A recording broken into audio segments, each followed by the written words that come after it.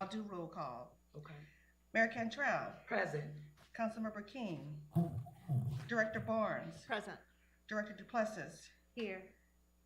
Director Guzman, Director Pacho, Here. Director Sloss, Here. Director Howard, Here. Director Scholas, Here. Director Taylor. Mayor, we have a quorum and we're ready for the approval of the minutes. Very good. So we are officially calling our meeting to order. And thank you all so much for being here for our June Sewage and Water Board meeting. I wanted to just start by giving just a couple of comments relative to the most recent legislative session that recently wrapped up. And our Orleans delegation fought very hard to secure funding and resources that are precious and vital to this utility, and we're very grateful. Secured over $130 million in capital outlay funds, again for critical infrastructure projects tied to our utility, tied to infrastructure throughout the city of New Orleans, in addition to the $71.1 million in total for the Sewage and Water Board substation. And of course, we know the work to make that a reality. And again, thank you all.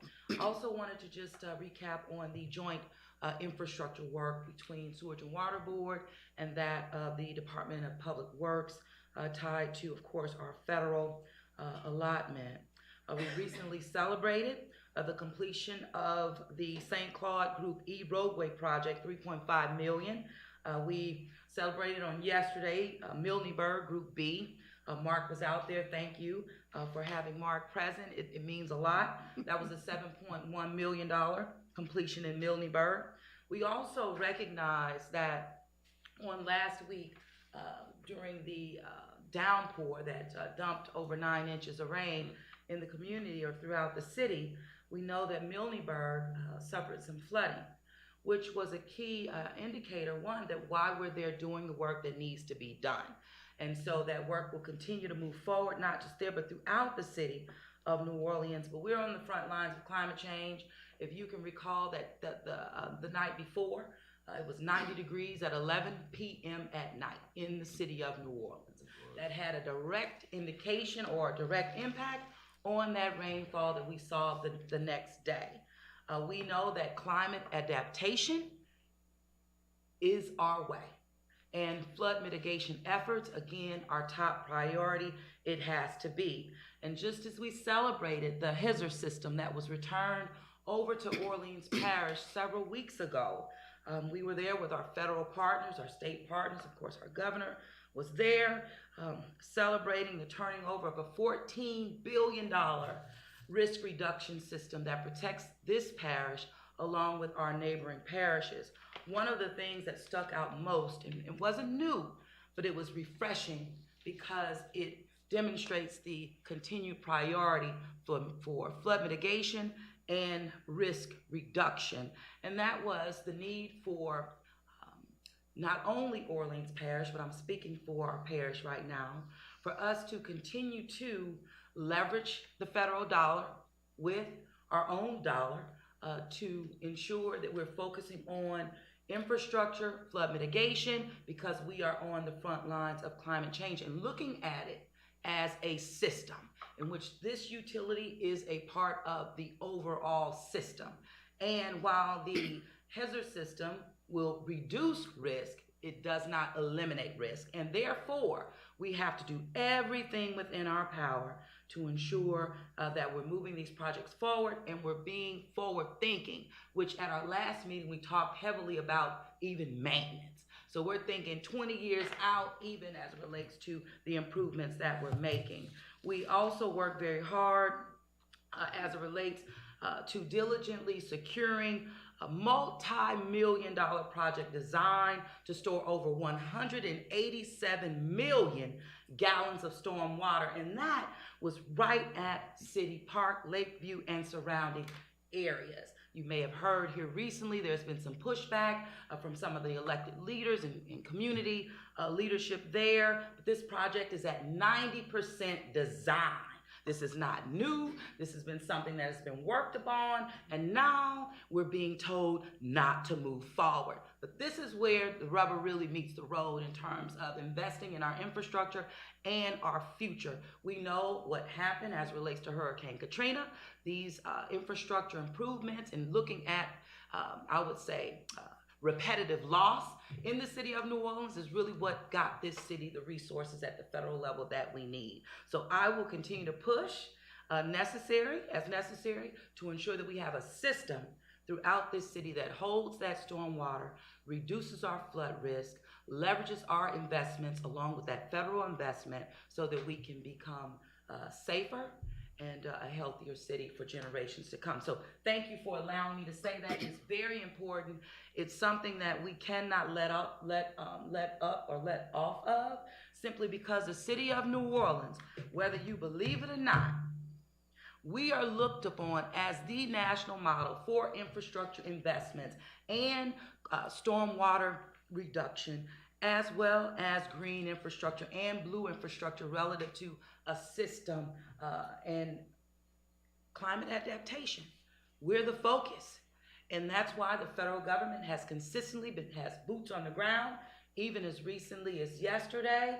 But we are that model. We are spending more dollar on infrastructure improvements, green infrastructure, aligned with the federal government's priorities than any other city in the United States of America. And yes, that comes with challenges, but we have to pivot, learn from mistakes, pivot, and continue to keep the work going. And that's what the city of New Orleans is doing, and that's the opportunity we also have before us to leverage additional federal money to move infrastructure throughout this city forward and to sustain it.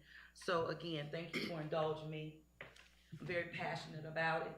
It matters because we've seen this movie before, and this is our time to provide courageous leadership so that we will not revisit what we saw almost 17 years ago. So with that, Ms. Yolanda, I'm going to ask for a motion to approve the minutes from our May meeting, May 11th, as well as the 18th, 2022. I'll entertain a motion. So move both together. All right. Yes, it may be taken globally. Director Scholas made a motion. It's been seconded by Director Payshow. All in favor? Aye. Any opposed, any abstentions? Hearing none, the minutes global have been approved. We'll now move forward with the Executive Director's report. Mr. Corbett. Good morning, Madam Mayor. Good morning, everybody. Thank you for your dedication and being here. Without you, we can't have a meeting. We can't take action. So I appreciate your commitment to this board. And Mayor, you couldn't have said it better. We won't let up. Your leadership has been key.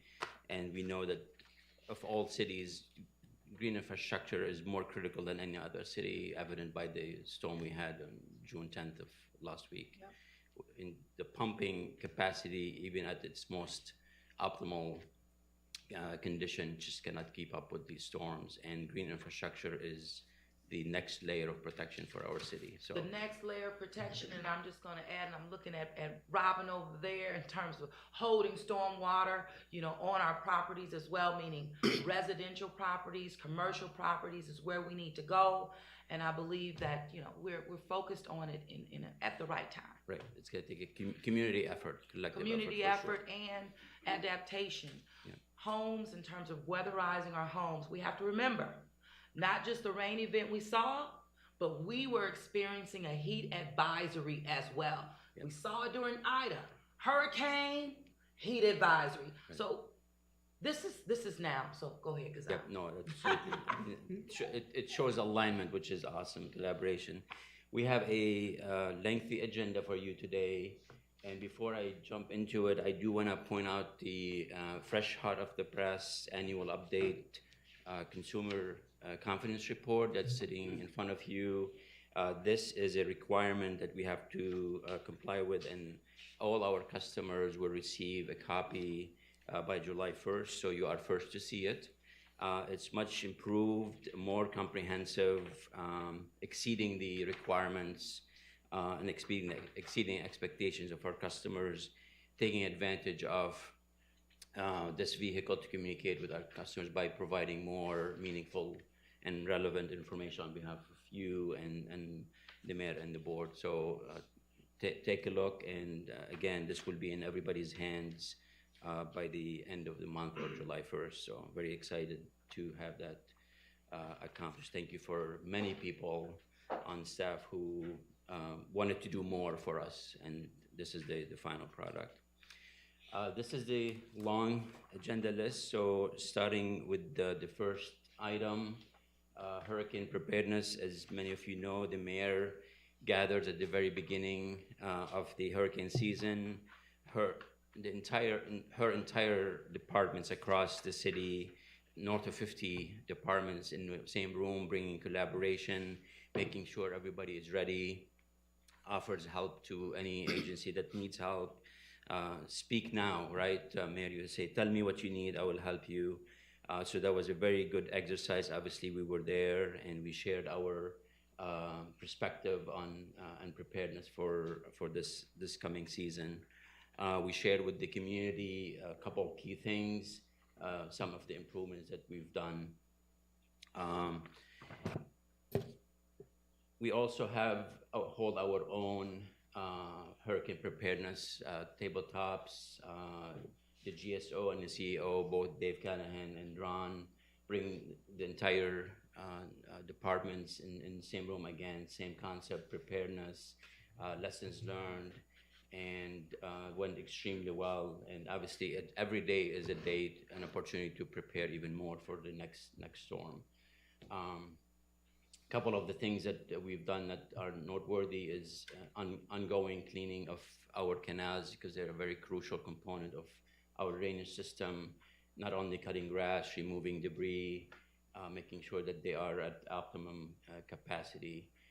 We have a partner with SLIPA East that they control 3 outflow canals, and if and when they have to close the gate against a surge in Lake Pontchartrain, we have to synchronize our pumping into the canal, because they pump that canal into the lake. So it's very key to have alignment in our standard operating procedures, and that is ongoing, and we met and we're very comfortable with each other's roles and responsibility. Very, very key operation that we pay attention to. Couple lessons learned from last year from Ida. We knew that one of our critical failures were generators, that we had been maintaining them, running them for a short periods of time, calling them working in order, only to find out that when we really had to rely on them for a lengthier time or periods, that's when they failed. And so what we're doing this year is we're actually putting them to use during an event, just like we were simulating an emergency backup situation where those are being utilized for a lengthier times, and so we know what might fail and we can proactively anticipate or make repairs. We're obviously very concerned about the ability to rent generators, because we all know those will become very hot commodities. So we're trying our best to be in queue, and it becomes a hierarchy and priority list. So we're working very hard on being on the top tier with our vendors. We're focusing on our. Hassan, real quick question on that. Yeah. Do we have generators for this purpose, and we rent to augment that number, or Yes. what's the target? Yes. So Give me an idea, like just what numbers are we talking in terms of what we have and what we might need to rent? So we roughly have, it's a matter of economics, right? Mm-hmm. And we can carry 100 if we want to, but obviously that's very cost prohibitive. So we have about a dozen generators. And and answer this question. That's correct, sir. So we rent on average 5 to 6 gen sets every year. They're mobile gen sets, so we can move around. We also rent portable generators.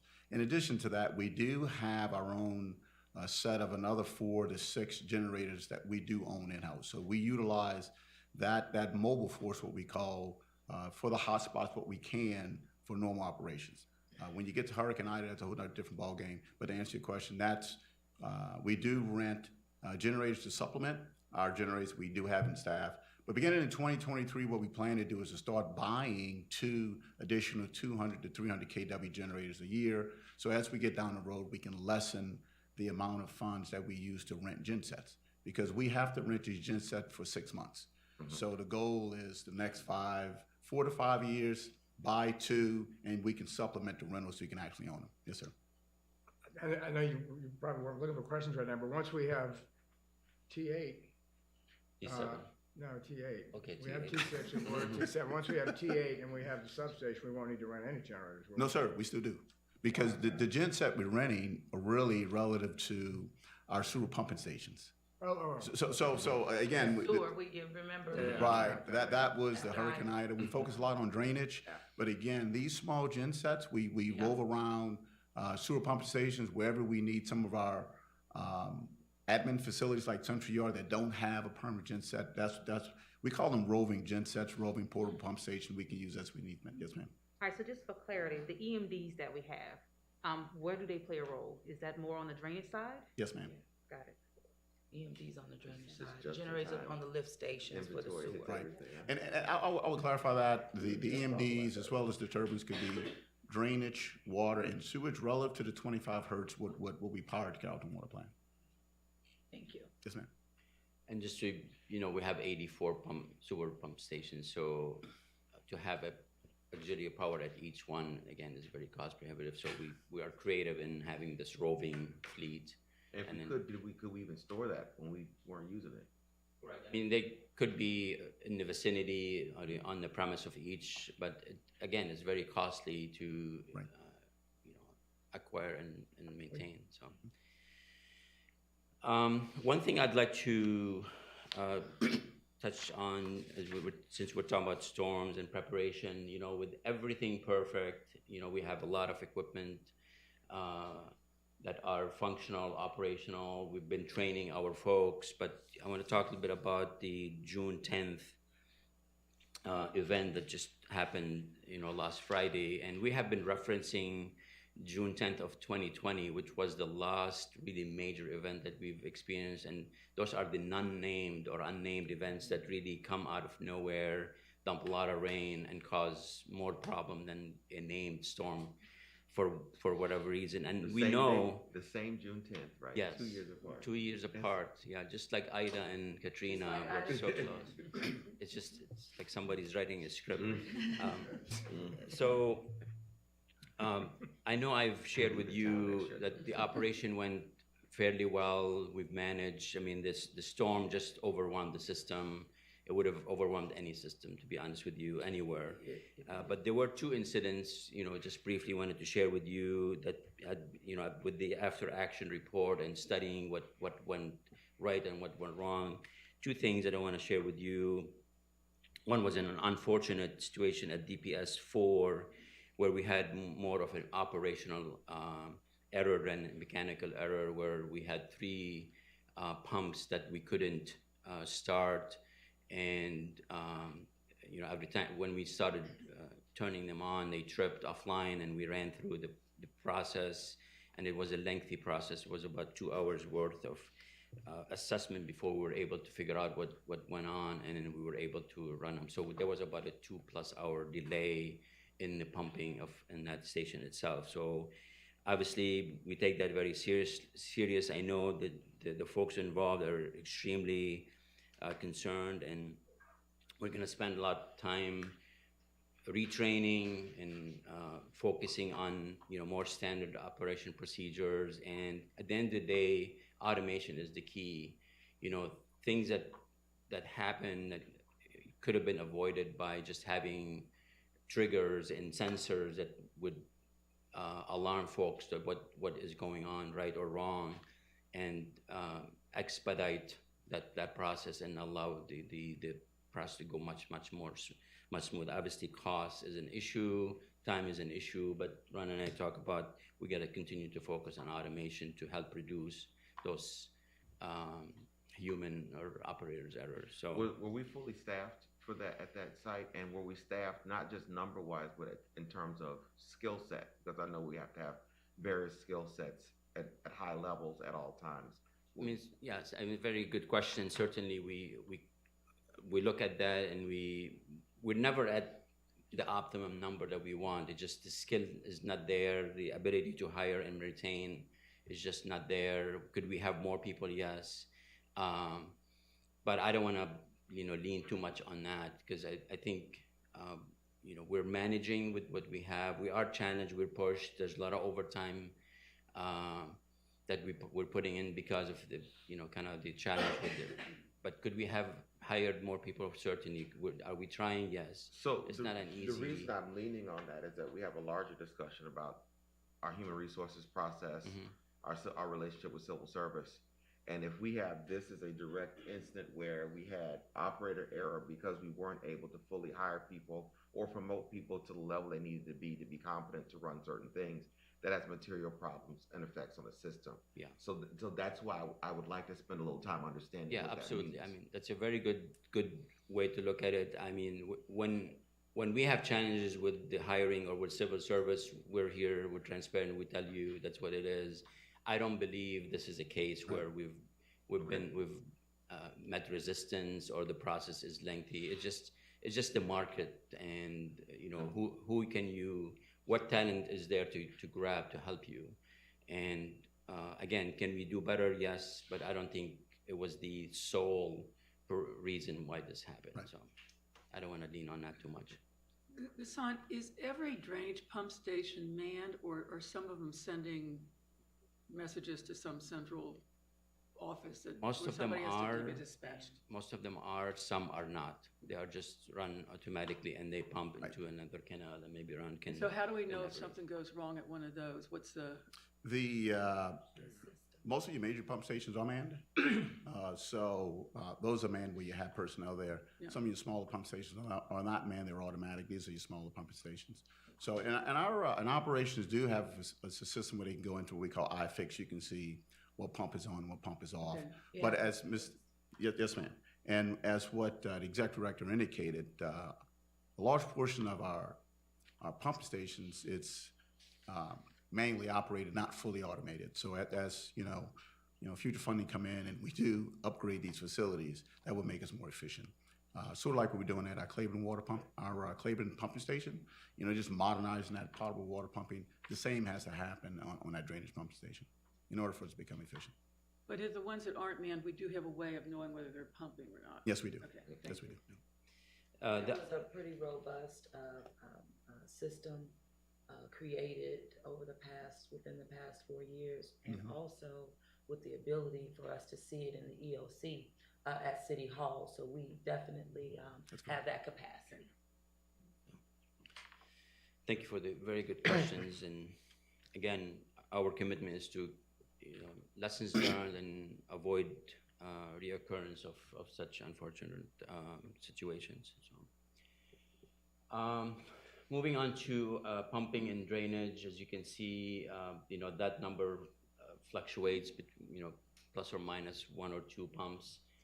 We could go, we're at 95 now, we're at 94. Just recently, we had 1 additional pump at DPS 6 that went out. So 60. 60. I'm sorry, we had number 2 at 16. Such a moving target, but it's the nature of our operation. But again, at 94 pumps, we stand very confident and solid in terms of our capacity overall. Sorry, I know a lot of questions here, but yeah, it's good. How significant having these out is something, not maybe for this moment, but if we lose a pump that's a gazillion gallons versus a pump that's 25 gallons, right? There would be. Yeah, and I always say with reference to DPS 16, there are 4 pumps at 16, 1 went out, so it was a coupling issue. So you still have the pumping capacity at these pump stations. So again, at 16, it was a coupling issue. Facility maintenance started working on it yesterday, repairing it. So you do have. I was talking about for this report. Okay. I don't know whether DPS 11 pump E matters or not. If there's an Yeah. ABCD. All think pumps what you're I matter? mean, it all matters. I know we don't buy them. All pumps matter. There's some redundancy. Yes, yes, sir. So- So- I hear That's what you're correct. asking, and what we do is we put it in percentage in terms of overall capacity. Okay, that would be That would great. be helpful. So Yeah, we can definitely do that. That's maybe what I try to say. Yeah. Yep, okay. That's a good one too. So we have obviously the capacity of Yeah. each, and if one goes out, we If have we a have 20, it percentage. doesn't matter. Sort of. Right. All right. In terms of power and equipment status, again, we stand very solid. T4 and T5 are both available and have been utilized, you know, as late as or as recently as June 10th. AMDs, one is down, so we only have 10 out of the 12 and a half. But again, you know, they are backup to the backup, but they really are utilized in most critical times, and sometimes they're used as a bridge between accessing one turbine to another. So they've been very useful, and obviously we're all hoping for the day where they are no longer, you know, useful for us. So when we can just remove them completely, but you know, until then, we use what we have to protect the city. And T6, again, you know, it's a high capacity, 60 hertz, and it's very versatile where it provides 60, but also it's connected to frequency changes, so it can provide some 25 hertz, and then we have frequency changers that we can utilize using Entergy power when available to use when we can. So again, this is a very good place to be ahead of hurricane season, and even though it's good, I always say it's not good enough. That's why we continue to move forward with our West Power substation. Just last night was a reminder of how fragile the current system is. We have an outage in the vicinity of Kettering Water Plant. We lost some power that impacted operation. We responded quickly. There was no interruption in anything that was significant, but nonetheless, it's just a reminder that, you know, somebody hits a pole, something happens outside our control, and then we're directly impacted. So more evidence and more case to be made, you know, made to support what we're doing with the modernization of our power system. So T1 is in the same situation as T2, it's gone now? Is that? Well, T2 had been gone for a while. T3 we decommissioned about a year or maybe Yes, sir. Last year. ago. Okay, so 1 to 3 are gone. We have a Hadn't slide. been a two since I've been on the board. Huh? There hadn't been a two for a long time, right? Your answer Right. is on the slide. Okay. So in anticipation to that, I mean, really, today is probably the most formal announcement relative to T1. It will no longer be useful for us. We've spent a lot of time assessing what it's going to take. You know, Ron and his team looked at estimating the cost to bring it back. And I mean, this is without really opening the hood, so to speak, and we think it's 3.6. It's only been 110 years? So, I mean, the light bulb wouldn't have been that far before that, right?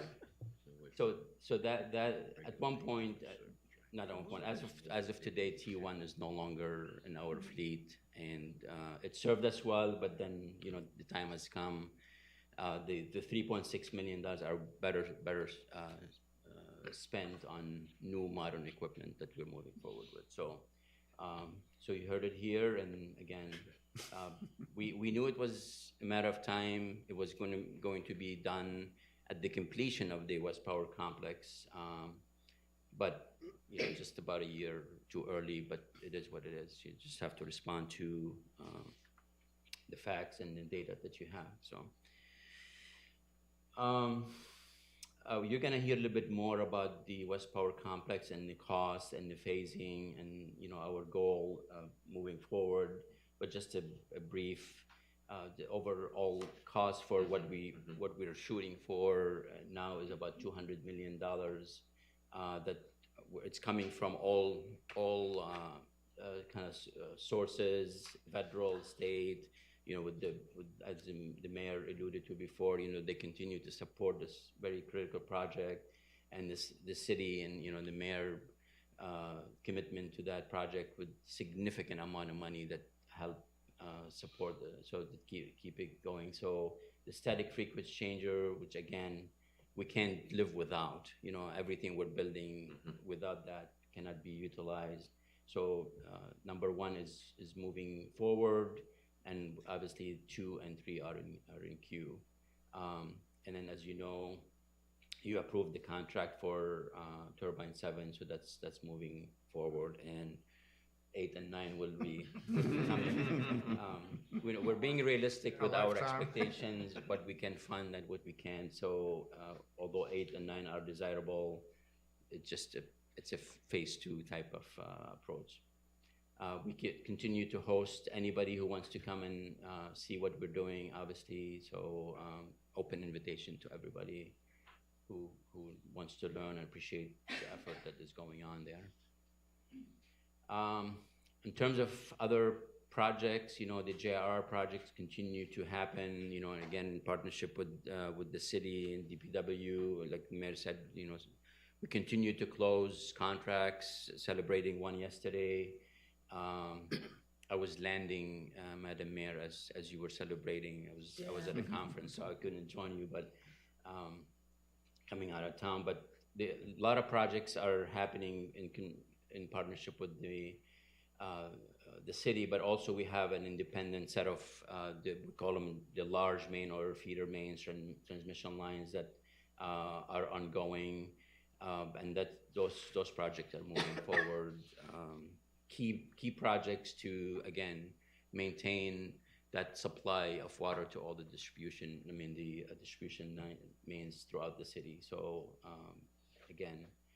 Moving forward, a quick update on one in the 42-inch pipe in Norman C. Francis. One of the kind of quiet times relative to a project like that is when all the installations are done and that main has to be chlorinated and pressurized, and it doesn't appear like anything is going on. Well, in fact, a critical part of the accepting the project is happening, running water through it with heavy dosage of chlorine, and we have really no control of how long it takes. Sometimes it's a week, sometimes more, sometimes it's much shorter, but it kind of raises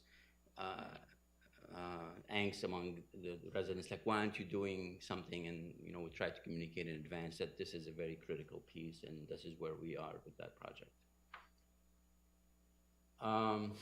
Very exciting step we're entering into. As you know, the lead and cropper rule was revised recently. The first key requirement for utilities like who provides drinking water is to have a total inventory of our lead service lines across the city. So their first requirement is to have that full inventory complete by October 2024. There's a clause in there where if it's not completed, you have to then assume that an unidentified lead service line or a service line, if it's not known, then it has to be assumed lead. So it's obviously in our interest to be as accurate in defining where those lead service lines, and be honest and be transparent about it. So this is a sample map from another city showing like a heat map of where the service lines will be. So that is, we're about to enter, or we just entered into an agreement with Blue Conduit. It's a company that does analytics. It takes a lot of data from multiple sources, cobble them together, layer them, and then come up with the most intelligent assumption or guess of where a lead service line exists. That will be validated later on with some field testing, but that's a very first key step. And what's exciting is that that relationship with Blue Conduit was generated by a grant from Google. They chose 3 cities across the nation, and New Orleans was one of them. So this is a funded project by Google for that purpose. And New Orleans wasn't selected just out of it's because we're focused and this is a priority and we are doing it one of the only cities in the country. Like, we gotta own the progress. Right. You know, we have to. So we applied, Madam Mayor, we applied to it, or we were? Look, it's all partnership. Yeah. Okay. It's the spirit of partnership, and you have to be ready to partner. But when they partner with you, it's an example of not only are we ready, but they believe in us. Mm-hmm. We have to believe as well. I mean, Google is not going to approach a city that one is not Yes. interested, is not ready, has not had set the tone. Yes. They listen. They know what's going on. It doesn't just happen. So, yeah. So it was a very, very good process. We're very excited. Obviously, the biggest undertaking will be starting to, in a systematic way, just like many other cities, to start removing and replacing those lead lines. Well, and the good news is, just to add on, is that these partnerships are so critical, because when we begin to apply for competitive grants through the IJA program, we can demonstrate, again, partnerships. Right. This is so critical. You can't overstate it enough, especially when you have a media present in the room. These are the things we need to be lifting up for the community to understand the progress that is being made in spite of the challenges that we continue to face, but we're facing them and we're making progress. Absolutely. Only way we can get there. Right. And this will be a critical Absolutely. factor when we go to our partners at the state, where the money, the IJA money, is funneled through to our utility. They're going to ask, well, what have you been doing? Yes. How do we know what the effort looks like? This is the first. So again, we're doing things in a very common sense, approach to attract as much money as we can. And money has been identified for that program. Yes. One thing we're looking at is creating a position to manage that. Not just the inventory, but now when we start the actual replacement, it's going to be a huge undertaking. How do we communicate with the public? How do we show them what we're doing? One key, and I want to share this, and I hope it's a huge component, is that removing a lead service line has to be done from the water main all the way to the property. So we're going to venture into the world of, replacing a private portion of that lead service line. And the money can only be used if we do that. Because if you only replace half of it, it's a half solution, and then the problem persists. So again, we will need somebody to lead that charge, communicating, gathering information, control, tracking, and everything. So we're very excited, and it's a requirement. We have but we want to do it right, and we want to be looked at as a compliant city. So, I'm gonna let you maybe just look at that chart for a minute and tell me what you see. I mean, the trend is so repetitive. We're at a time now where we feel what we've been doing isn't working, and this is, the testament to everything that our customer service, Renee's team, other folks been focusing on meter reading, as front and center issue for us, top priority. But there's so much we can control, and there's so much we cannot control. We lose more people as fast as we hire them. And when you have a process that relies on meter readers to show up every day, in numbers, where we need 35, 40 people showing up every day, it's just not happening. It's an extremely difficult job. Again, we've talked about plethora of opportunities for error and mismatching of numbers. It's a situation where we cannot continue, because you shouldn't even allow me to continue with the process. So I'm not here to deliver a half-baked concept, but as early as next meeting, hopefully we're going to bring to you a new approach to bridge us to the next 2+ years until AMI is fully implemented. Yeah, AMI is definitely the answer. Right. And we have that project moving forward, as we know. One thing that really keeps me up is just these heat advisories and the people that we rely on to provide or render a service that are working in these conditions. We have to Awful. we have to own that too, and lift that up. This is probably not a good idea, but in Pasco, Mississippi, you pay $35 a month for water. It doesn't matter if you leave your faucet on the whole month or you don't go over there or whatever, don't use it at all.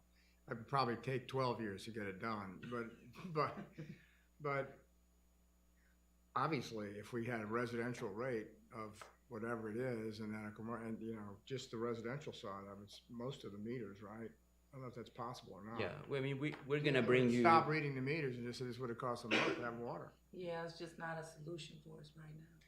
Yeah, we're gonna bring you something hopefully more sophisticated. Nothing will bring to you will be an easy, straightforward. It may have some political connotations, some public pushback. I mean, there's no perfect system or process to do this. But keep in mind, this will be a temporary solution to remove the angst and all the what we're putting our customers through today. And then we're putting ourselves to trying to do something that is just cannot be done.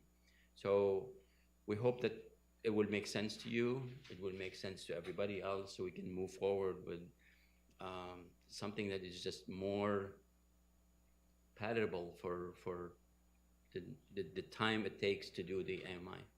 Do other places have trouble with meter readers, or do they just not have them anymore? I mean, our neighboring parish has meter reading, and So why don't they have a problem? I'm not saying they don't. I don't know. I can't imagine that they do not have problems. I can't tell you for certain, and you hear bits and pieces, but nothing that I can They're repeat. not coming off of what we've endured. I know what I'm trying to get at is, what is our problem? Is it pay? Is it something else? If somebody else in the region has meter readers and they're keeping them, for example, and I think it's important to find out before we come up with any kind of program. Why aren't If they? you don't have a restriction on what you can pay, you say, look, we'll pay $100 an hour. You'll get 60 meter readers. But Sure what are then. they paying there? No, What- that's my point, Yeah. though, is if we have a constraint that they don't, and I don't know the answer to that question. Yeah, I mean, It's multiple factors. It's not a one-prong approach, and you also have to factor in the perceived credibility of the organization.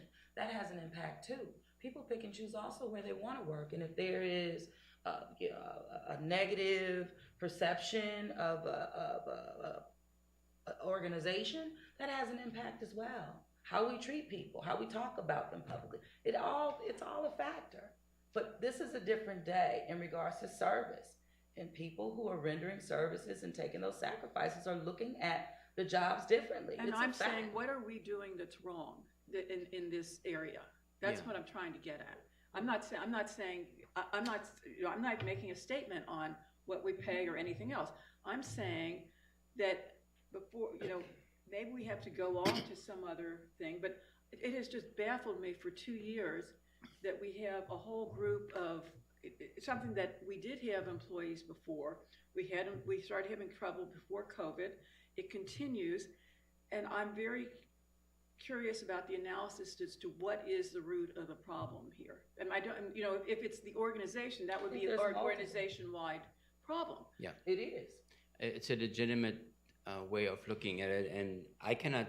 You're starting with the assumption that other cities are being successful, Right. And I don't know if that is accurate. But no, or my not. question But is, there's- if no, we 50%, have I meter can readers, tell you that. if we have meter readers in Jefferson Parish, I mean, it seems to me sewage and water boards should know whether they have a problem, and if not, what is going on over there that makes it different? Do they pay differently? Are the work conditions different? I don't know. We will look into that. I mean, anecdotally, they're having similar issues. They don't pay that much more. So, And I know Jefferson Parish also, their billing system is not every month. I know when I lived in Jefferson during Katrina, immediately after Katrina, I got a water bill every other month, I think it was. It was every 2 months. So I think, And again, not with the historical baggage that this utility has carried over time. Listen, do we do exit interviews with employees to determine what their main, I mean, some people just won't say, right? But do we make an attempt to figure out why people are leaving? So as a policy, yes, we do have exit interviews. I can't tell you how successful we are or how prevalent it is in the meter reading staff. I mean, I can look at Renee, and he would be the only one who can tell me thumbs up or a thumbs down. And the exit interviews are what we brought forth with Callahan. Got it. Sorry, I recently asked, I can't say with certainty what other parishes have as their meter boxes, whether it's automated, drive-by, or manual. I know I went to Bell Chase a couple of weeks ago to talk to their customer service head regarding AMI, and we are transitioning to AMI in Bell Chase.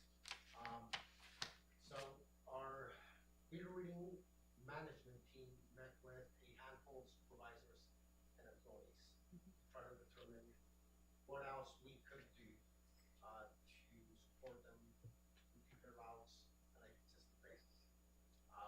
After that meeting, they decided to meet with the entire meter reading group, so all meter readers, all water inspectors, supervisors, and managers. And the reasons given why they're struggling to finish their routes on a daily basis is extreme heat, like was mentioned before, exhaustion from either that day or previous day's assignments, and some frustration in regards to other concerns that we have in the city of New Orleans. They talked about what other things we could do in addition to what we currently do, because what we currently do is that we have people, supervisors or leads in vehicles driving around routes all day with coolers full of ice and water and Gatorade and all these things. We provided vehicles to every one of our readers, which they didn't have last year. So when they got tired or heat exhaustion, they could sit in their car, turn it on, turn on the AC, get a break, that sort of thing. And then get talked about like a dog by the public because they're sitting in getting some AC. I mean, we have to be honest about how we talk about and treat people that we want to provide a service. Let's be real about it. Right. It's a fact. And this utility is absolutely scrutinized and its employees, but yet we depend on the service that they provide every single day. We drink water, we flush toilets. So one thing we know our staff faces is that kind of angry or negative interaction with customers, which should not, demoralize you, and it's just, It's a problem. People in service have a different attitude and mentality now. Right. We need them, and we need to respect them in that manner. Yeah, and so we had figured out last year, or maybe a year and a half ago or two, that we needed 60 meter readers full-time to complete our daily assignments and reduce almost entirely. It's like trash collectors. People want their trash twice a week. Just They wanna pick it up for you. Our staffing levels went to the mid-20s, right? And the continual response that we get is because of heat exhaustion. Yeah, it's real. I get it. I walk from here to my car. But how can we not get it? It's a heat advisory. I don't understand. How can we not get it? Human beings work, that it's a heat advisory, absolutely is going to impact people who are working in those conditions. I mean, it's common sense. If you got a lesser route, you gotta pay them more. Yeah. I mean, But pay, it isn't everything as no, well. but if you instead of it having demonstrates. 60, if you have 380 of them and they each read 4 meters, I mean, at some point in time, it's economically unfeasible. But with 1,400 employees, we could pay 3 times what we're paying and have twice as many people. And I'm not saying, I don't know the solutions. I shouldn't be saying that, but I mean, if you cover it up. So let's bring it down to at the end. Yeah, I know that. Yeah. The bridge is the problem. Even if everything is perfect, right? We aren't able to have the optimum number that we need. I mean, you layer on the situation that the country is going through in terms of the Great Resignation and people moving to different jobs, and those challenges are real. We're facing them like everybody else. So we're doing everything we can. I'm going to touch base on another effort we're doing to continue to grab people when we can. But even if everything's perfect, it's just reading 140,000 meters every month is just not a possible endeavor. It's not. And even if you read 80, you're estimating 20. We all know what that means. And that roving estimate, it's not like you're estimating the same person over and over. It's everywhere. It goes around the city, touches everybody, and it creates an issue. Next 2 years cannot continue the same. I mean, we've tried, we've done everything we can. We will bring you examples of other nearby, neighboring parishes and what their practices are, but I can imagine that they're having similar issues. So we will await the different options that the team would bring forward to the board, and we'll review then. Yeah. And of course, I know you'll bring it forth at the committee. Yes. Prior to the board. Absolutely. I mean, there's a lot of work that needs to be done. The team is convinced that something else has to be done. What is currently happening is just not working for you. I mean, and I can't imagine any of you is satisfied with this. I mean, we look at it and we just, we shrink in our place. So, they have us out there reading the meters. We'll be.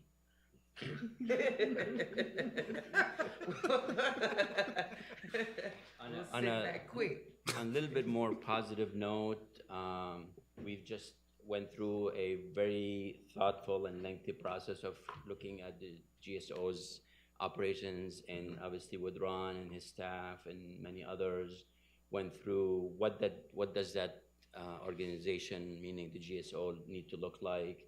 And we corroborated with the civil service, and some of you may know that we had one deputy GSO position that was unclassified, and certainly was not sufficient. And so we didn't want to just fill one position with the current organization. Just didn't make sense. So we wanted to be long-term thinkers.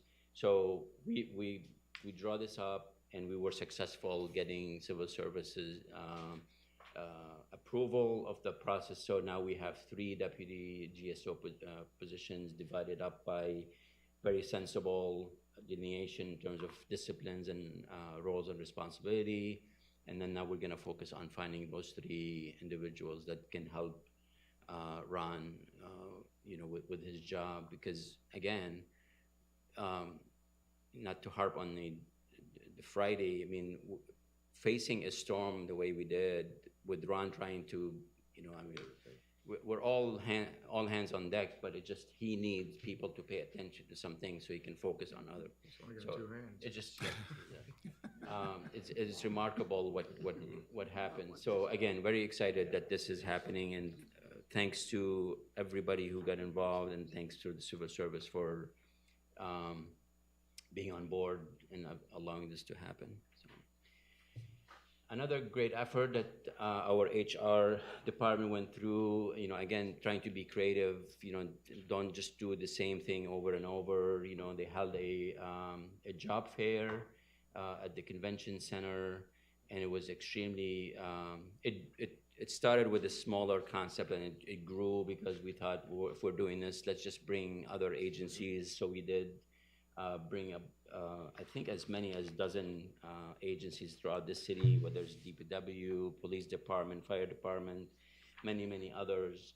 And it was successful, especially for, a first-time job fair. 500 people went through the door, and presumably they're all interested in finding a job. It was a very hot day, and during the day they came and showed interest.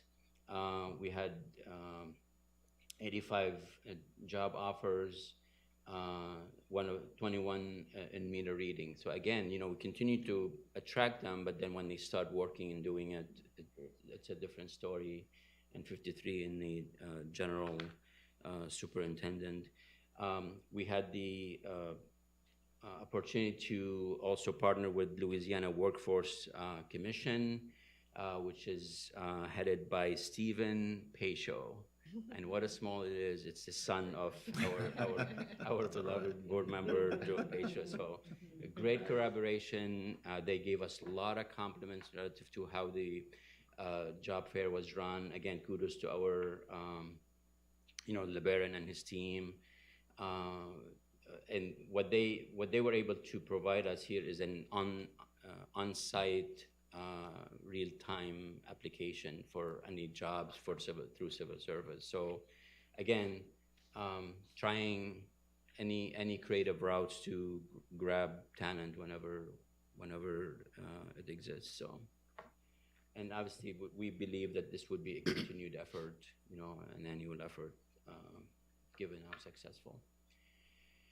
In terms of stakeholder engagement, couple of quick things. This is at the conclusion. I know the mayor talked about it. At conclusion of the legislative session, we ended up with being part of working groups. One of that, obviously, the HB 652. It really came down to developing a workforce group that we are at the seat.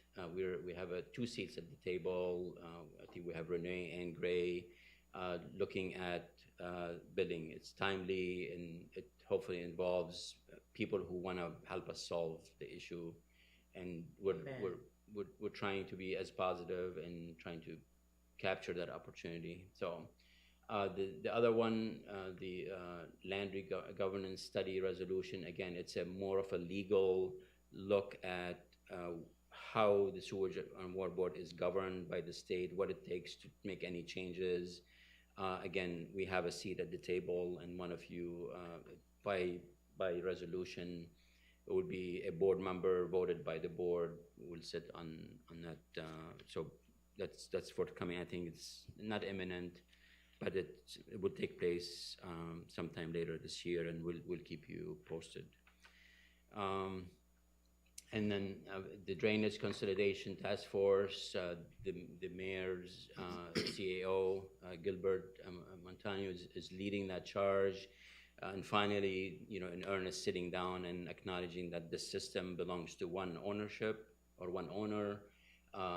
That decision's been made, that it makes sense that Sewage and Water Board takes on that role.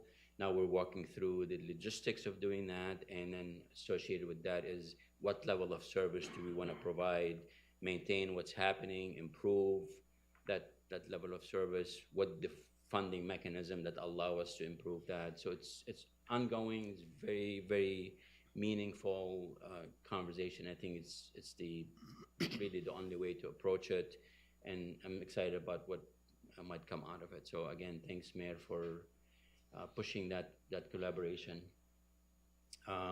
We had I think it's called New Orleans Day or New Orleans Day, and obviously the mayor was there, and then we sent our contingency to get to know and bond with people who, obviously from the city, also from the state. So it was a very successful day. And finally, just a couple of things. You continue to do tours, get people excited, and get their support for what we're doing at the plant and other projects. We attended the National Association of Clean Water Agency conference. It was geared toward strategy and communication in the water space. It was very helpful. We're going to be putting a one-pager in terms of, lessons that other common practices, good practices that other agencies do, so we can continue to improve on how we communicate with our stakeholders. The Sankofa Wetland Park is a continuation of a green infrastructure project that we're in, the word I'm looking for, encouraging and funding and promoting. Again, you need partners, you need property to put green infrastructure on, and that's again, a continuation of that project. And I know the Concordia Roundtable course went on. This is a community outreach driven course that was held in the city. I know Robin attended. Maybe you can speak to it and the benefit of that. Again, highlighting how important it is to improve our outreach to our customers. So this was really interesting. It's run by a planning firm called Concordia, which was deeply involved in the UNOT planning process, the Unified New Orleans Plan, also LA Safe, and other planning processes, not just in New Orleans, but in other parts of the country as well. And so Grace Birch and Tyler Antrup and myself were participated in this course, which lasted several weeks. It was sort of a semester-long course. And I think the real value to the Sewage and Water Board here was, one, getting some new tools and new perspectives on community engagement that I think is useful. We heard throughout this presentation today, I was like listening, that there was a lot of discussion about, a lot of notes about, like, we have to communicate to the residents about this, or we have to bring the community along about this. And so I think for the staff, there's some new tools. Grace told me already that there was a meeting where she was able to use some of those. And then also from our own planning perspective, as we look toward the master plan, which is kind of the next big planning effort, it really helped me understand, and I know Dr. Schultz has consistently, made this point clear about how we're going to engage the community in these planning processes in a way that is, respectful, and also really acknowledges that, there are always going to be choices that are going to be made, and the extent to which we can bring the community along with those choices is really important. And so this culminated in sort of a mock community meeting. And so we positioned ours in New Orleans East. This did not happen in New Orleans East, but that's kind of where we had it. And it was basically the first meeting of the master planning process, but it was all about educating the community about previous plans that have been, because everyone has been through these planning processes, and kind of bringing along on that and talking about, okay, what does this one do and where does this one get us? And, hearing stories from people in the community about what is it around climate change that is affecting them and affecting them on a daily basis. And, that was a lot of discussion about flooding and heat and stuff like that. And then, the idea is to kind of continue that process to get to solutions. And also acknowledging there's technical teams that come in that have the technical knowledge, right? But kind of really engaging those teams with the community in a way that's very productive. So when we get to the end of the plan, we have buy-in.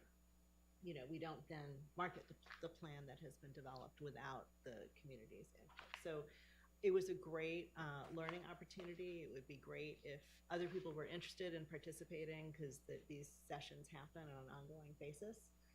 So I think I was really pleased that you all asked me to participate. Well, we appreciate your willingness to do that. So, and finally, again, partnership matters, and then you have to find it wherever you can. And in this case, we partnered with a company that is helping us keep the canals clean proactively by capturing debris, and that little contraption there, kind of the debris falls into it and then captured and removed. So again, people come to us with ideas, and then we take advantage and optimize those opportunities. So that concludes my presentation. I'm happy to talk about anything else you wish to, if I didn't cover it. Any other questions for Ghassan, comments relative to the report presented? Okay, hearing none, we're going to move to the next agenda item, and that is our report that will be given by Director Howard on the Operations Committee. Okay, the Operations Committee met on Tuesday, May 10th in the boardroom in person. Meeting convened at approximately 9:01. We did not have a quorum. Those present were Director Scholas and myself, but there were no action items. What we did at that meeting was meet with Tyler Antrup, the Sewage and Water Board's Strategic Planning Director, and Darren Thomas of Ref Telus to discuss how we're going to implement the 5-year strategic plan. And what it focused on was the development of the dashboard that will show how we're going to monitor, measure, and report on the 7 focus areas. And it was a very helpful meeting, I think a very encouraging meeting. One of the things that's so cool about it is that the engagement from staff at so many, across the board. Renee Gonzalez gave excellent examples of what's being done in real time to develop these dashboards and more importantly, the management tools that they reflect. And we had we had reports on technology modernization, workforce development, resiliency, and the work continues. They're going to continue to develop these, and at some point we will end up with a dashboard that the board can follow to track the progress across the organization in the areas that were identified in the strategic plan. So it was a positive meeting, and I think we're all on the same page at this point. So That's really Will there good. be any public-facing stuff? yes, but I don't know exactly what form that takes at this That's great. point. Yes, Oh, that's great. definitely. Thank you, Director Howard. We need a motion to approve the report as presented. So moved. Okay, we have a motion, Director Barnes, I need a second. Second. Director Sloss, any questions? Hearing none, all in favor? Aye. Any opposed, any abstentions? All right, the report has been officially adopted. Thank you. Next, we'll move on to Director Pacho with the Pensions Committee report. Director Pacho? Thank you. The Pension Committee met on Wednesday, May 11th, in the boardroom. The meeting convened at approximately 10:31. Members present, Director Pacho, Director Solis, Director Taylor, Ms. Matthews, Mr. Davis, and Mr. Magboul. There were two presentation items. The first from Marquette Associates Incorporated, who provided an executive summary of the current financial markets. This included capital markets executive summary with discussions on decades-high inflation, the Fed liftoff, the impact of Russia's invasion in Ukraine, improved stock selection opportunities, alternatives to mitigate inflation, and limited opportunities in fixed income. The second presentation was made by Fidelity Investments, who provide a summary of the Surgeon Waterboard of New Orleans portfolio and positioning and market environment. We did not have any public comments. Information items were received, and there being no further discussion or business to come before the Pension Committee, the meeting adjourned at approximately 11:10 a.m. Thank you so Madam Chairman. much. Thank you so much, Director Pacho. We need a motion to approve as presented. So moved. We have a motion by Director Howard. We need a second. Second? Seconded by Director Scholas. Dr. Scholas, any questions? Okay. All in favor? Aye. Any opposed, any abstentions? All right, hearing none, the report has been adopted officially. Thank you. Next, we'll move to the financial summary update. Mr. Lewis. Oh, it will be Gassan. Oh, Gassan's gonna do it? So unfortunately, Mr. Gray, cannot be here today unexpectedly. So he did ask that we would that I would share two key messages from him or on his behalf, rather than going through the actual report. We ask you that you go through it, and if you have any questions, reach out to him directly or myself later. But two key points that he wanted me to share with you is one, the revenue stream continues to slowly improve because of the way we're normalizing the collection system process. So he's feeling very positive about that. And the other thing, he wanted me to publicly thank and acknowledge the effort of all his staff who are working very, very hard as we speak to finish the annual audit report, and it is on course to be finished by the end of the due date of end of this month. So very, very, again, continued key accomplishment on behalf of Gray and his staff to do that on time. So with that, that concludes that mini report. Any questions? Okay, hearing none. Ms. Yolanda. We have our first action item, Resolution 094-2022. Jason Higginbotham, our Security Chief. Jason? Good morning, Madam Mayor and Good morning. members of the board. I'm here before you today to ask for the award of Interparish Security for us to begin negotiations with them into providing armed security services for the Sewage and Water Board.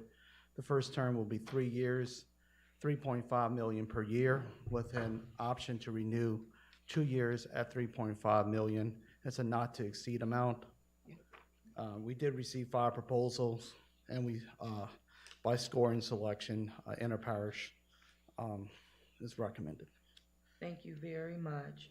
All right, so as presented by Mr. Higginbottom, I need a motion to approve Resolution 094-2022. So moved. Second. It's been moved by Director Duplessis, seconded by Director Sloss. Any questions? I have one. Go ahead. Is this a new service that we're taking on, or is this just a different? No, Have we had armed cars before? Yes, Director, we've had this service before. All right. It's just time to Renewal to time. award a new Thank you. contract. It's a new company. Is it, okay, that's all. Yes, It's it Yes, is. a new I just didn't know if we're company. adding something. It's a new So company. the current employees will change over when this changes over? That is up to the new company. Okay. Okay, and any public comment on the matter? The public comment. Okay, so we have a motion and a second. We had questions. All in favor? All right. Any opposed, any abstentions? Hearing none, the resolution has passed. Ms. Yolanda. Thank you, Madam. Thank you. Thank you, Jason. Now we have the general Well, superintendent Yolanda, recommendation. I think I made a mistake. Part of the financial summary was going to be a short report that Caitlin and Ron will do Okay, relative to the West Power Complex and more budget related than the Okay. phasing. So if you allow us to do that, that's thank you. fine, please. You want to kick it off? Go ahead. Okay, so we'll thank you, Madam Mayor and Board of Directors. So this is going to be a brief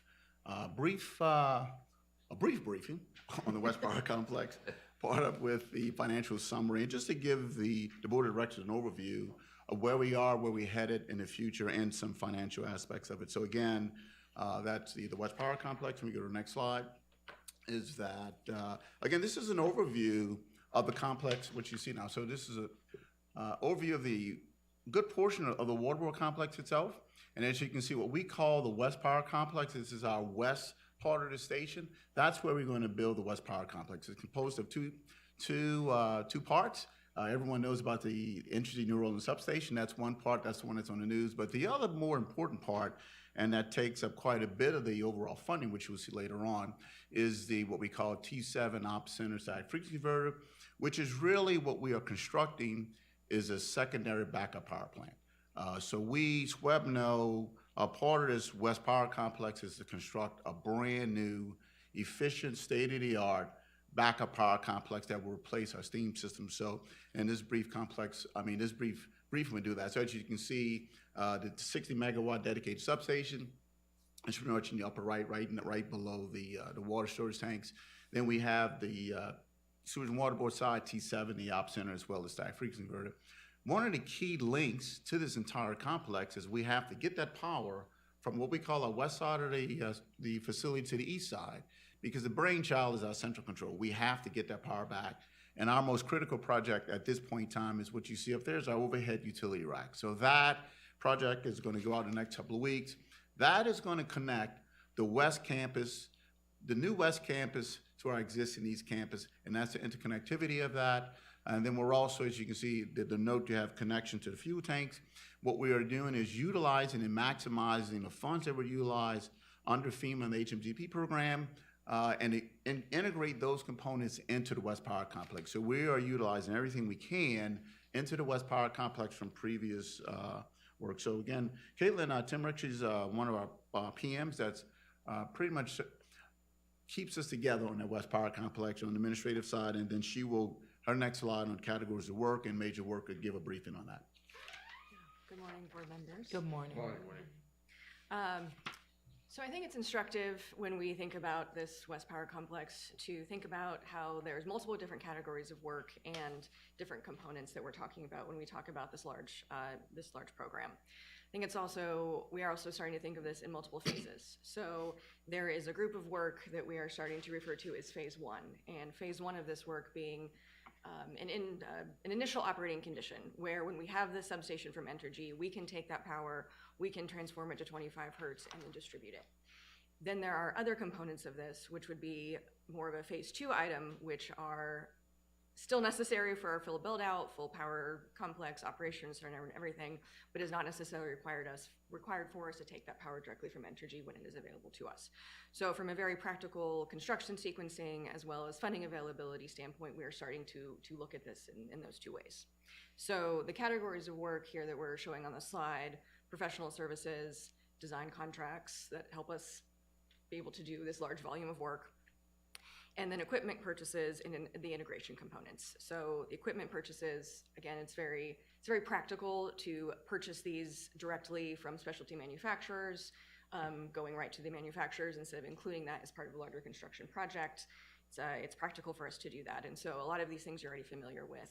Frequency changers 1, 2, and 3, turbine 7.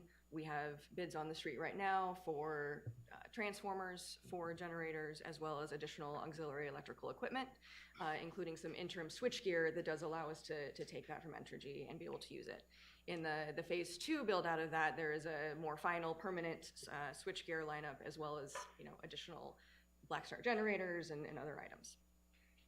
And so we do have the substation included in this equipment purchase list, but without the substation, about $66 million is our present cost estimate for all of this equipment at this time. On the integration side of things, that is your more traditional construction projects. So we buy a piece of equipment, we have to put it somewhere. That requires a foundation. I think everybody in South Louisiana knows that a lot of times that requires some pretty extensive piling. And so we're talking about pile driving, equipment foundations, lots of concrete, the overhead rack that Ron just mentioned, as well as a complex system of mechanically and electrically interconnecting all of these facilities, right? We have to install the feeders from Entergy to our switchgear to back to our other equipment. So that is what we're speaking of when we talk about these other integration components. And on the next slide, we go over a little bit more, provide a little bit more detailed information on those individual contracts. All right, and a quick briefing on this slide, as she indicated, the three major components of work. So this slide pretty much is a contract summary. So as she indicated, we have two nationally recognized consultants who work on this project, Jacobs as well as Power Engineers. So that component itself for the design, construction management, construction administration, right at $20 million. Moving into phase 1, which she indicated, that's the phase that's really the critical phase in order for us to do what I call a partial utilization of this project in Q2 of 2024. What's a partial utilization? That partial utilization will allow SWEPNO to take advantage of Entergy substation. That's going to be complete right around end of 2023, Q1 of 2024, integrating that into our phase 1 components that you see up there right now. That consists of 11 contracts. And those 11 contracts, inclusive of professional services, right at a little less than $196 million. So that's the complexity of what we're dealing with. All the funding is not there at this point in time, but most of the primary funding is in place relative to, again, thanks to the City of New Orleans, the Mayor's Office, and everyone else with the funding for the substation as well as stack frequency converters coming to this way. It will require SWEPNO to do some ongoing due diligence. We're also working with our consultants pretty much almost 2 weeks ago, value engineering. We are value engineering this project to the utmost because we're trying to fit that funding that's in place. Funding is a challenge. One of the issues that we're dealing with before we put a contract out, working with the CFO's office, and Grace not here, is that we must have that budgetary authority must be requested first based upon the initial estimates at that time. And as someone was saying earlier, I was hearing a conversation with refrigerators, ACs getting parts. Estimates are very fluid. And lately, the last 6 to 9 months to a year, the estimates are high. They are really high. Some of you pretty much know. That's why this cost is pretty much up there. So that may require a need from the CFO's office to request an amendment to the capital program. One is to include the additional funding we got from the state and to make any adjustments within the existing capital program, any shifts we need to make this West Power Complex viable. So again, it is a fluid situation, but we're actually making progress without a doubt. So that's where that phase 1 component is. And again, we are designing an intermediate phase in, intermediate switchgear. We can not only just a substation, but also integrate T6 and T7 into that. And as we get additional funding coming in for phase 2, that's what we'll complete on the op center, the other ancillary equipment associated with the op center, and its underground utilities to actually complete this project. So again, if you look at from all 2 phases, both phases as well as professional services, you're looking at right at a little more than $242 million. With the bulk of the money, as I said earlier, is going to that secondary swept-no power plant. Again, we are building a brand new state-of-the-art efficient backup power plant. Then we can happily decommission a steam system, as someone said, maybe as you, Mrs. Howard, that we got over 100 years of use of it, without a doubt. And that's a very good track record. So now we're moving on to the secondary power, secondary power plant, where energy off of the transmission main will be our primary source. And then we'll conclude with Caitlin. We give a quick briefing on the funding sources associated with this project.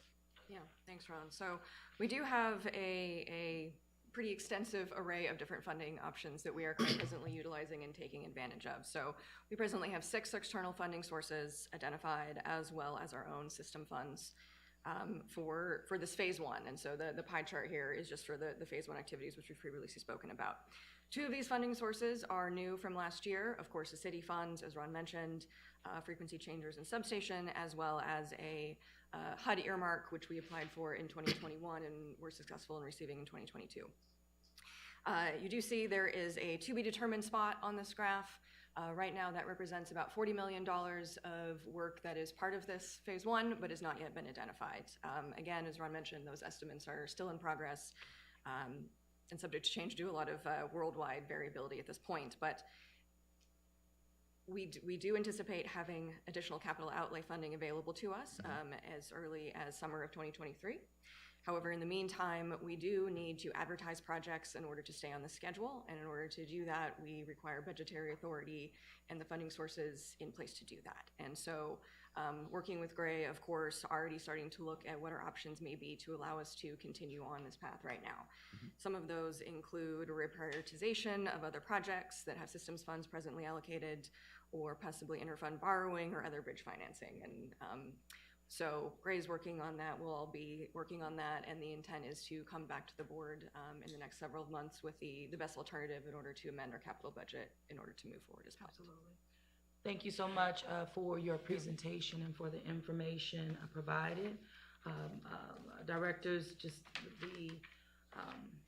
the sentiments, really around inflation are real. We're seeing them at every turn. And just speaking from the city's administration, I can say that RFPs that we're putting out, we're either getting, in some cases, one response, or they come back where the estimate has increased anywhere from 40% to 89%, which goes directly to the last comments made, which will require us really to do a deeper dive in prioritization, where you pull the dollars from to fill those gaps, and what do you hold off on, or what do you move forward with? So these are just some decisions that will be forthcoming. I'm just saying across the board when we're talking about not just this utility, but the city of New Orleans as well. It's important to reiterate, and we'll continue to have to do that, for people to understand that it's a real thing. I'll call it the trifecta. The workforce, which is driving that bottom line up as well. Workforce is an issue, inflation, as well as supply chain.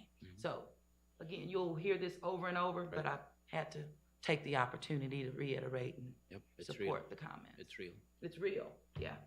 Okay, thank you. All right, so we'll move forward, Ms. Yolanda. Yes, now we have our general superintendent recommendations. First is contract award. Yes, thank you, Madam and the Board of Directors. First was contract award. This is Resolution R076-2022.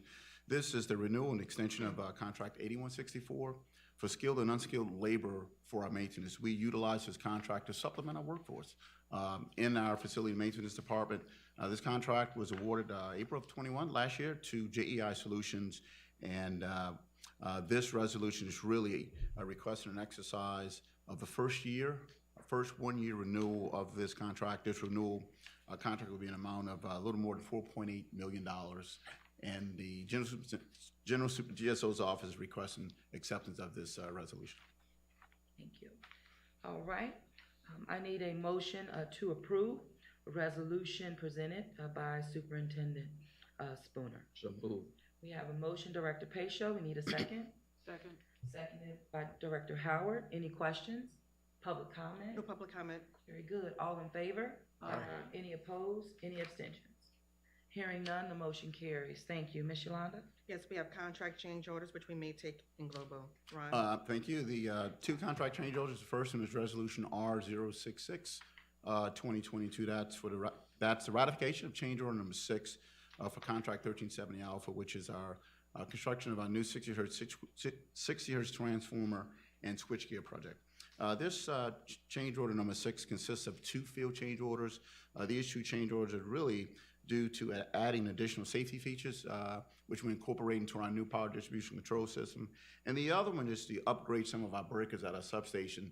In conjunction with where we headed to the West Power Complex, we feel this is the best opportune time to add these safety features as well as additional features into these equipment as we transition into the West Power Complex. So that is Resolution R066, 2022. Second change order is Resolution R079, 2022. That is ratification of change from number 8 for contract 1376. This contract associated with a water hammer hazard mitigation program, which is the ongoing rehabilitation of our Claiborne Avenue pump station and site improvements. This contract change order is an amount of a little more than $74,000 and is associated with unforeseen work relative to water leak mitigation that the contractor is encountering and some of the other issues associated with the construction or the rehabilitation of the Claiborne pump station. The GSO's office is requesting acceptance or approval of these 2 change orders. Thank you, Mr. Superintendent. We have, and I'm requesting a motion to approve in globo change order number 8 and 9 as presented by our General Superintendent. We need a motion to approve. So moved. Director Sloss, Second. seconded by Director Duplessis. Any questions? Public comment? No public comment. Hearing none. All in favor? All right. Any opposed? Any abstentions? Motion carries. Thank you. Ms. Yolanda?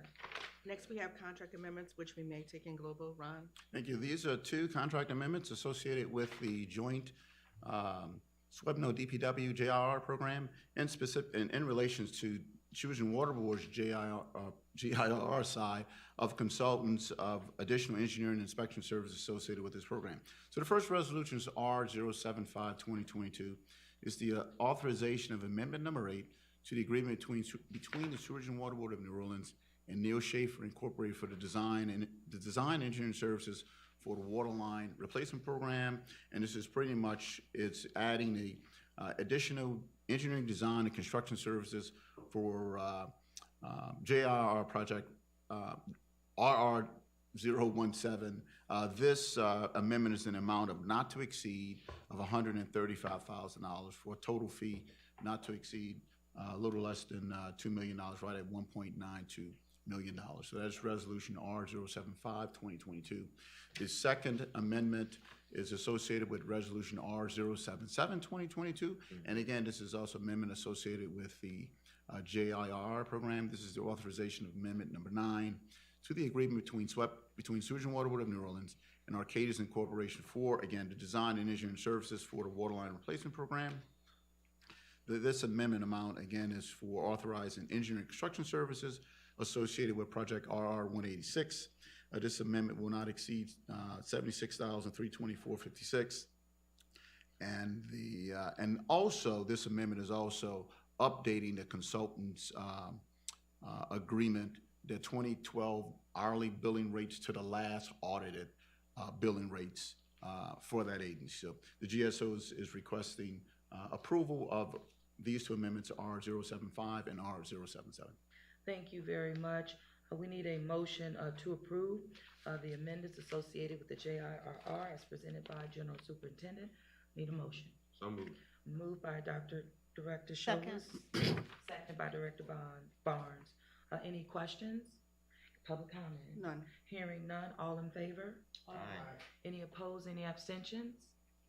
Motion carries. Thank you. Ms. Yolanda. We have information items for the board members' review. And now we have executive session, and we'll need a motion to enter into executive session to discuss Osteen versus Sewage and Water Board, CDC number 2015-4551, and potential litigation regarding AMI award. Very good. Thank you, Ms. Yolanda. We need a motion to go into executive session. So move. Moved by Director Pacho, Second. seconded by Director Sloss. All in favor? Aye. Any opposed, any abstentions? Hearing none, we will move into executive session.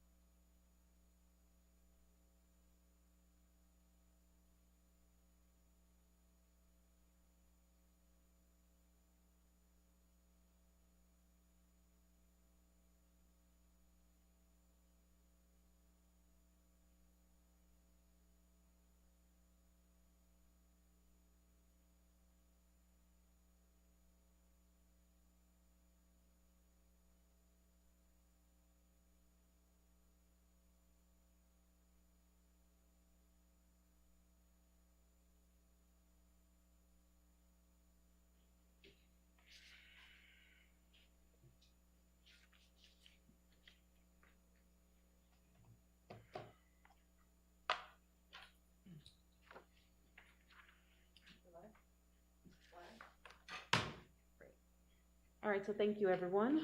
At this time, we have to make 2 motions. I move to come out of executive session. Second. So it's been moved by Director Scholas to exit executive session and seconded by Director Sloss. All in favor? Aye. Any opposed?